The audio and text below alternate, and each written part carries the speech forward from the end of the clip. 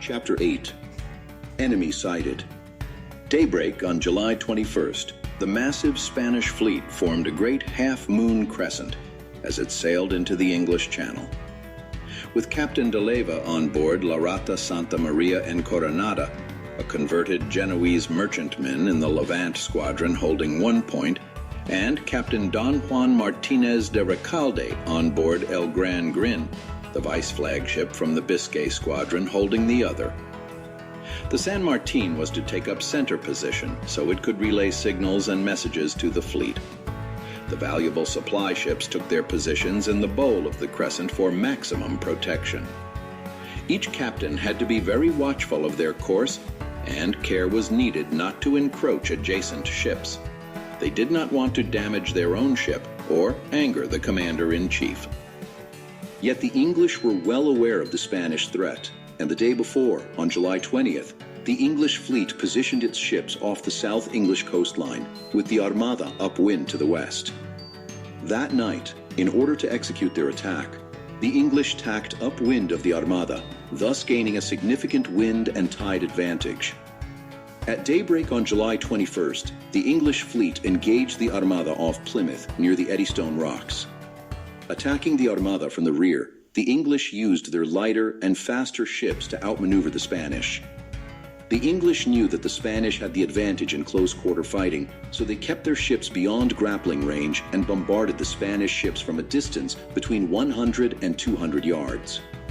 Firing 4-pound to 60-pound iron cannonballs, the English could inflict more damage than the majority of the smaller Spanish cannons that were not as powerful. However, the big Spanish galleons also had larger cannons, but it was difficult for them to maneuver into position, sailing in such a tight formation. However, the rocky seas affected the English lighter and smaller ships, so it was difficult for their gunners to be accurate. Nevertheless, casualties were inevitable, and on board Barca de Hamburgo, Juan Carlos and Paulo watched from the side of the ship as the events unfolded. They could hear the loud bangs of the cannons firing and see the smoke as it billowed and drifted from each ship as they fired their cannons in reply. Soldiers and crew members, not busy sailing the ship, also watched. They felt safe within the protection of the large crescent formation of the Armada. All of that suddenly changed when 2 stray cannonballs came hurtling onto their ship. They smashed into the rigging and deck of the ship, causing large sections of splintered wood to be scattered in all directions. Some of the pieces speared those men closest to the impact, throwing them backwards in agony. Blood washed over the deck as the men shrieked in agony. Captain Maurizio immediately took command of the situation and shouted out orders from the poop deck. Get those men to the surgeon and make good the rigging. Then clear the deck quickly. We must keep our course. Maurizio called down to the helmsman steering the ship on the quarterdeck. Helmsman, keep her steady and watch your line. Aye, aye, Captain, came the quick reply. The surgeon, on hearing the commotion, came out of his quarters and assessed the situation. He summoned the boys. Get over here, you two, and bring the buckets quickly. Shocked, open-mouthed, and rooted to the spot, the 2 boys did nothing. They could not believe what had happened, and the sight of such gruesome injuries and blood would remain in their minds for a long time. Now! Yelled the surgeon, and he whacked the boys' heads with the palm of his hand. Staggeringly, the boys reacted and fetched the buckets as was asked. A reassuring voice came from behind them. Try to keep calm, mes amis, and remember what I told you. It is important to be alert at all times. The boys had no time to talk and could only nod in agreement at Duval's words. The injured men were laid on the deck, where the military surgeon and experienced crew members used their skills to stem the blood as they waited their turn for the surgeon's table. The boys had to pass the injured several times as they carried bucket after bucket of fresh seawater for the surgeon. Blood was everywhere, and some of the injuries were terrible.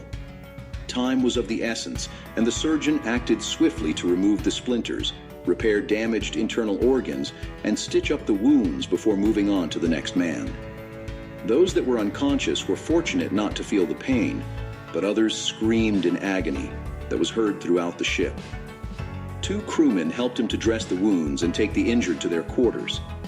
All the while, the boys delivered fresh water so the surgeon could wash down his bloodied operating table and floor.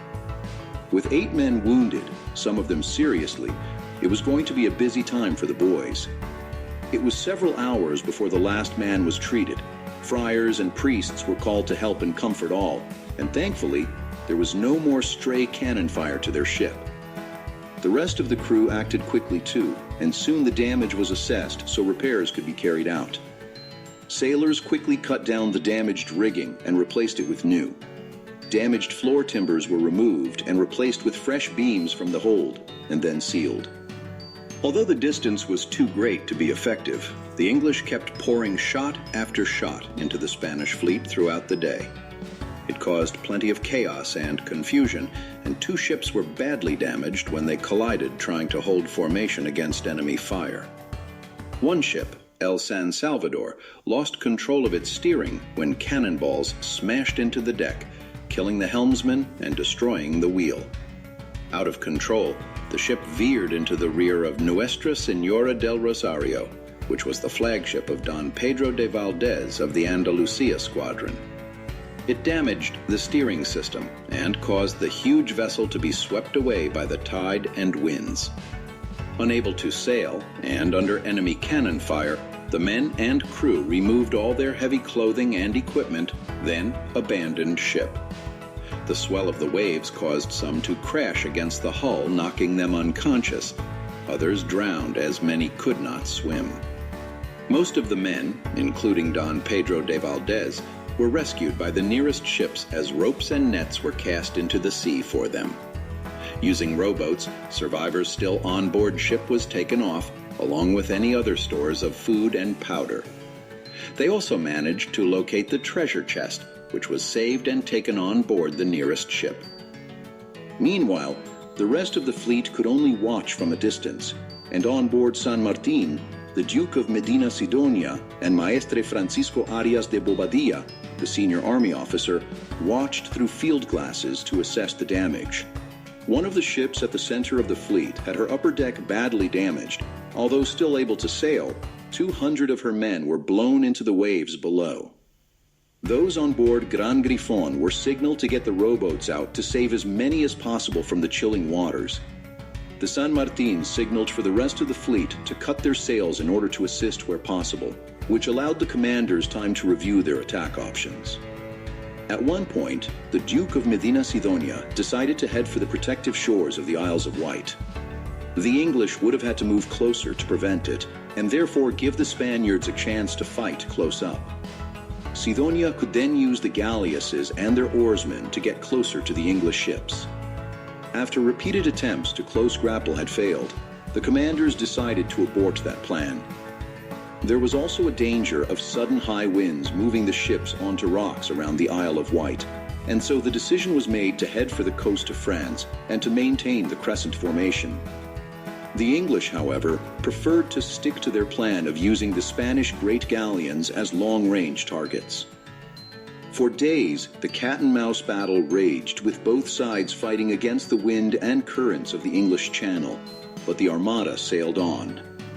France, Calais. On July 27, 1588, the Armada put into the French port of Calais, where Sidonia wanted to use the haven to carry out repairs to damaged ships and men. The French governor of Calais, Giraud de Mauleon, was a sympathetic Catholic.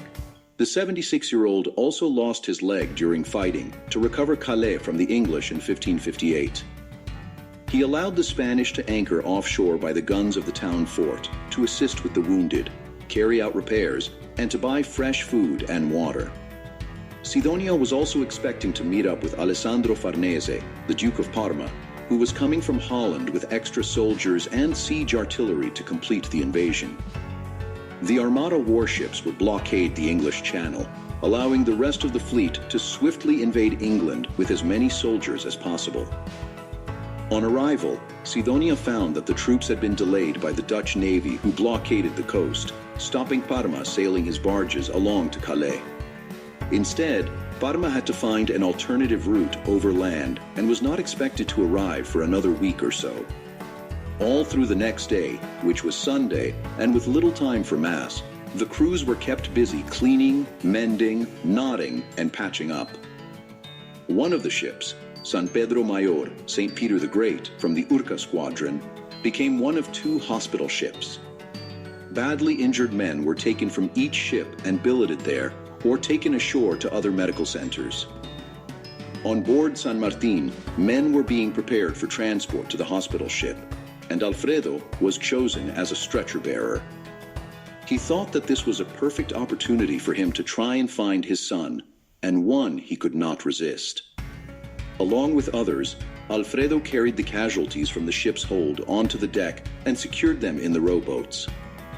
The boats were then lowered into the water, and a small crew took them to shore, and the hospital ship moored on the harbor jetty. With so much activity in the port, there was little time for armed escorts for the stretcher bearers. Once he had dropped off the casualties from the San Martin, Alfredo remained diligent at the port, watching for injured men to arrive from Barca de Hamburgo. He kept asking all the stretcher bearers as they arrived. ¿Eres de Barca de Hamburgo? Time and again, he repeated the question. Are you from Barca de Hamburgo? He didn't have long to wait, and he quickly assisted their stretcher bearers by directing them onto the hospital ship. In the confusion, he easily mingled with them and boarded one of the rowboats heading back to Barca de Hamburgo. On board ship, and keeping a low profile, Alfredo slipped away from the returning men and quickly entered one of the holds. Juan Carlos and Paulo were too busy attending to Captain Maurizio when Alfredo came aboard ship. It was a very busy day, and all captains were summoned to a meeting at the town hall, so Maurizio had to look his best. Clean those buttons again, boy! He shouted angrily at Juan Carlos. I have to look my best to meet the Duke of Medina Sidonia. He postured exaggeratingly. Aye, aye, Captain. Juan Carlos replied obediently with a stifled sigh, then continued polishing the buttons as hard as he could. He and Paolo were relieved when Captain Mauricio eventually left the ship for the meeting, although he did look resplendent in his uniform. The Renaissance period at that time was considered a jeweled age, and it was expected that the Armada maintained the highest of standards when they invaded. The proud officers and noblemen aboard had every intention of looking their best when entering London as victors, and there was a lot of fine jewelry on show. There was also an immense hoard of treasure on the Armada, with thousands of gold and silver coins.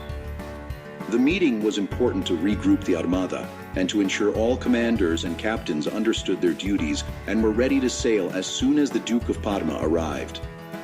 As the meeting continued into late afternoon, those on board ship either continued with the replenishment of supplies, carried out repairs, or used the time to get some much-needed rest. For many, it was a chance to relive the events of the past few days and to remember their lost and injured comrades.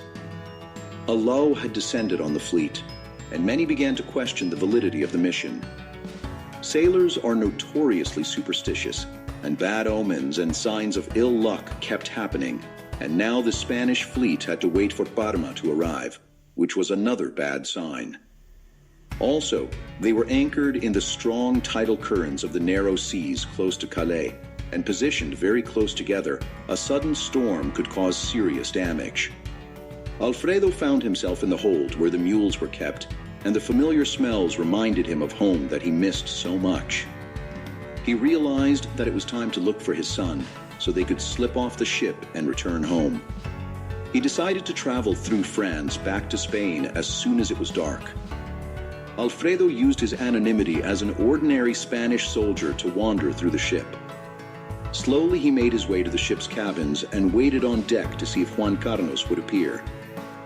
The deck was busy with men working, resting, or cleaning. Others were enjoying what food they could scrounge from the galley. Juan Carlos appeared with a bowl of fruit and bread for the officers on deck. Upon his return to the galley, Alfredo put his hand over his mouth and dragged him to one side. Juan Carlos struggled at first, but then saw that it was his father. Papa, what? How? Where did you come from? Alfredo put his finger to his lips.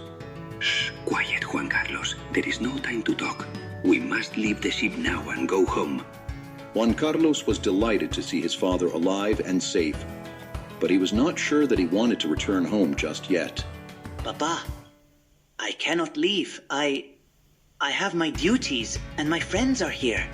Alfredo did not want to argue with his son, but he was not going to leave him either. Juan Carlos, it is too dangerous now, and you must have seen some terrible things already. Trust me when I tell you that it is only going to get worse. It is safer and better to return home, so we are going now. He looked deeply into Juan Carlos's eyes. Son, I am not living without you. Your mother misses you very much.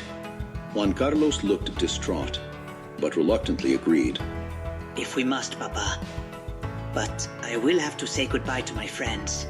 Alfredo understood this, and looking over towards the setting sun, he replied, It will be dark in 1 hour, and then we will leave. I will be with the mules until you are ready to go, my son. Juan Carlos left his father and returned to the galley. He did not want his father to get another beating, and he reluctantly realized that it would also be safer for his father to go with him. Alfredo returned to the hold and waited, not sure if he had convinced his son to leave with him. In the chart room, Daval was talking to Paulo. I am surprised that your father has allowed you to come on this voyage, Paulo. Did he not realize how dangerous it could be? Paulo was engrossed in the charts, trying to locate and memorize the different countries. My uncle told my father that we would only come here to Calais.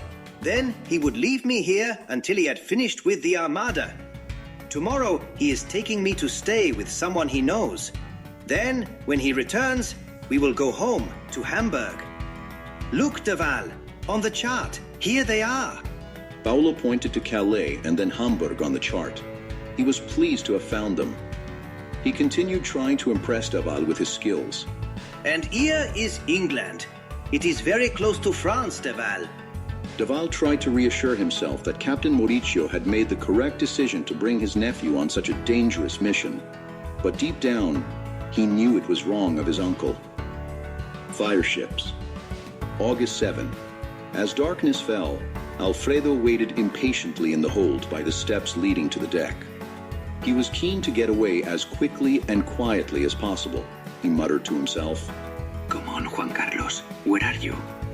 At that moment, banging on the side of the ship signaled the return of Captain Mauricio, and he climbed back aboard with a small crew of men and officers. The meeting was finally over, and all ships were ordered to be ready to sail as soon as the troops had arrived. Alfredo was angered that something like this would happen, and crept further into the hold to wait for his son, still determined to leave the ship. Meanwhile, Juan Carlos rushed into the chart room to see Daval and Paulo. Daval, my father has escaped and he is hiding on our ship. He wants to take me home now. I don't want to go, but I have no choice and I have collected my things. He is waiting for me in the hold. Daval, of course, was surprised, but agreed. Si, mes amis, you have to do it. He is your father and he has suffered greatly to find you. But I want to stay with you and Paulo. Daval put a reassuring hand onto Juan Carlos's shoulder. I understand, mes amis, but this is the best thing to do for you, your father, and your family. Please, mes amis, go quickly. Juan Carlos then hugged Daval and Paulo. I shall miss you both, and I will never forget you. Paulo replied tearfully. I will miss you too, mi amigo. Just as they were about to part, a loud and terrifying yell was heard by all across the harbor. Fire ships! Once the Spanish ships were anchored at Calais, the English prepared 8 unmanned ships loaded with barrels of tar, gunpowder, and other flammable materials. They were taken across the channel under cover of darkness, where a small crew steered the ships as close as possible. The fire ships were set alight and sent in to cause maximum damage and confusion, and the crew abandoned them. Frantically, the Spanish tried to escape the blazing fire ships, and they either raised their anchors or simply cut the ropes to escape. The Spanish fleet tried to unfurl their sails quickly in order to get the momentum needed to sail out of the harbor and to safety. Exploding barrels of gunpowder added to the chaos, and blazing fire ships lit up the harbor and sea walls. Leaping flames spread to some of the Spanish ships, and crews rushed to extinguish them with seawater. All hands on deck! shouted Maurizio, as crew and soldiers grabbed as many buckets as they could to wet the decks and rigging, as they had to prevent any fires spreading to their ship. He was standing on the poop deck above the cabins, and he noticed Alfredo trying to enter the cabins to look for Juan Carlos. That man there! He bellowed, and Alfredo looked up. Maurizio pointed an angry finger at him. You there! Help with the anchor, quickly! Alfredo could do no more than to follow his order, and he headed towards the bow of the ship to assist others with the anchor. Juan Carlos, Paulo, and Daval appeared on deck. Maurizio bellowed again, still pointing and waving. Get to the buckets and slew the decks with water! Daval, assist the helmsman to keep us clear! Soldiers and crew rushed around in chaotic bewilderment to keep their ship clear of the exploding fire ships. Juan Carlos eventually found his father and tried to apologize for the delay. Alfredo was not pleased. Idiotica, mi hijo. Now we have lost the best chance to escape. Next time, you have to be ready. Juan Carlos left him to collect more seawater, but he knew how much he had upset his father. Although none of the fleet were badly damaged by the fire ships, it was enough to cause panic, and several ships collided. Many tried to leave the harbor, breaking their crescent shape, and then sailing straight into a volley of fire from the awaiting English fleet.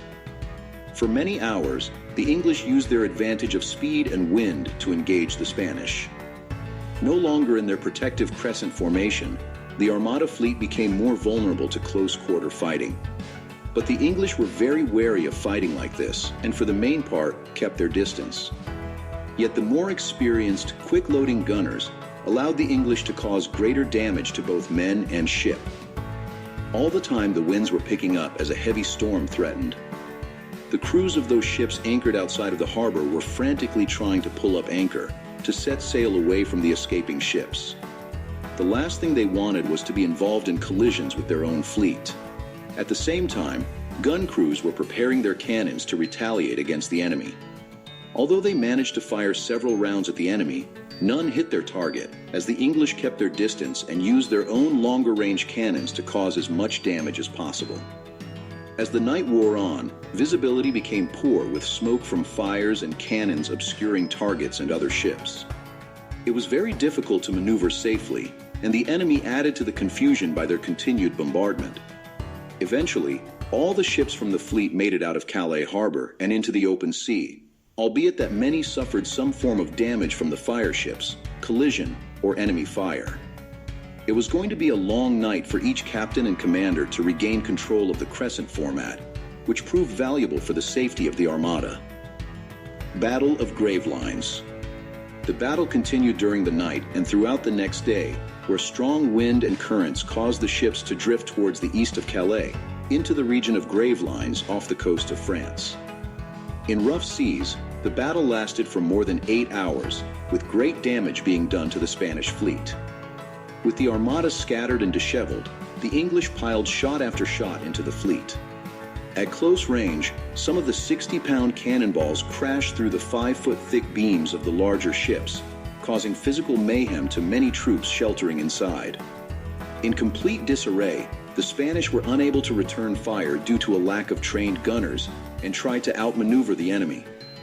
4 Armada ships were sunk or left stranded at or near Gravelines: Santa Maria Rata y Coronada from the Levant Squadron, San Lorenzo, flagship of Don Hugo de Moncada from the Squadron of Galleasses of Naples, San Juan and La Maria Juan from the Squadron of Biscay. Over 1,000 men were killed and 800 men wounded. Surgeons, trained crewmen, and soldiers worked frantically to save lives and to assist the wounded, and it was a bloodbath of terror for many. Similar chaos was happening on board Barca de Hamburgo, where many men were killed or wounded as round after round of cannon fire crossed the fleet. Mostly stray shot hit their ship, but still caused damage to rigging, masts, hull, and of course men. Maurizio was steadfast on the poop deck, trying to instill some kind of control and order during the barrage, and was constantly shouting his orders with his arms waving all around his body. It reassured the crew that all was not lost, and eventually their own gunners were able to return fire, often shouting and cheering when they hit back at the enemy. Maurizio, acting like a conductor in an orchestra, continued steadfastly. Clear the deck of that debris. and get the wounded below. Put those fires out and replace the rigging. Quickly! Quickly! Zaval was experienced in battle conditions and took it upon himself to organize small groups of soldiers to clear the decks and help the wounded. He also kept Alfredo, Juan Carlos, and Paulo close by to assist him and to keep them safe as possible. Alfredo was not a seaman, but he knew how to work fast with his hands, and he worked well with the damaged rigging and ropes. You are a skilled man, Alfredo. Alfredo grinned and nodded his head. Juan Carlos and Paulo kept filling the buckets for the surgeon or assisting the crew with damaged rigging. Their arms and bodies were aching, but they had become a little more hardened to the horrors of blood and debris. Their sea legs were getting stronger as they managed to balance against the stormy waves, causing the swaying ship to lurch constantly. Waves washed over the decks, helping to clear the blood and debris. The smell of burning tar, timber, and rope filled the air along with fumes of acrid gunpowder. Clouds of blinding smoke was everywhere and blocked out the sun time and again. At the peak of the battle, El Muerto, who was organizing gunpowder and cannon shot for the ship, saw Daval in the thick of the chaos. He decided that another casualty of war would be understandable, and he carefully crept up behind him. As the ship lunged from yet another giant wave, El Muerto pushed Daval towards the side of the ship. Daval reacted instinctively and grabbed the nearest anchor point, but El Muerto had the advantage and was much too strong for him. Alfredo, alerted by Juan Carlos, grabbed a piece of wooden debris and smashed it onto El Muerto's back, knocking him off balance. It allowed Daval to fall onto the deck safely, but it took him a few seconds to recover.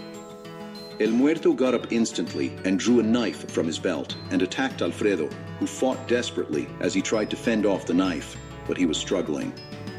Daval quickly regained his senses and was about to tackle the villain when, bang! A shot rang out of the chaos, and El Muerto slumped to the deck, dead. Daval and Alfredo looked at each other in astonishment, as neither of them had a gun. Alfredo turned towards the cabin door and saw Juan Carlos holding a pistol with smoke emitting from the nozzle. Juan Carlos, you killed him. Juan Carlos knew that El Muerto did not like Daval, and he wasn't going to let him hurt his friend or his father. I had to, Papa. He was going to kill you and Daval. I had to do something. Alfredo hugged his son closely. You did the right thing, my son. You saved me. I am very proud of you. Daval came over to them and took the pistol from Juan Carlos. Mes amis, where did you get the pistol? Juan Carlos, who was still in shock with what he had done, tried to explain. I know Captain Mauricio had pistols, and I know where he stores them. I had to do something. Daval and Alfredo looked at each other, then looked up at the sky to praise God for his timely intervention. They took El Muerto's body over to the area where other corpses lay and covered him with a section of sailcloth that had been torn down in battle. Alfredo took Juan Carlos to his bunk to help him come to terms with what had happened, and he sat and hugged him, waiting for him to recover. Captain Mauricio was at the stern of the ship trying to control a fire and did not witness the event, but they were not sure if others saw what happened. Later in the day, with clouds of heavy smoke acting like a thick fog, the English suddenly ceased firing, broke away from the battle, leaving the Spanish galleons to drift on alone. The wind had shifted, and in the teeth of a strong current that threatened to drive the rest onto the rocks, it was imperative that the fleet regained control. During the battle, the English suffered almost no damage at Gravelines, and although the Spanish lost men and ships, they still had the majority of their ships and men.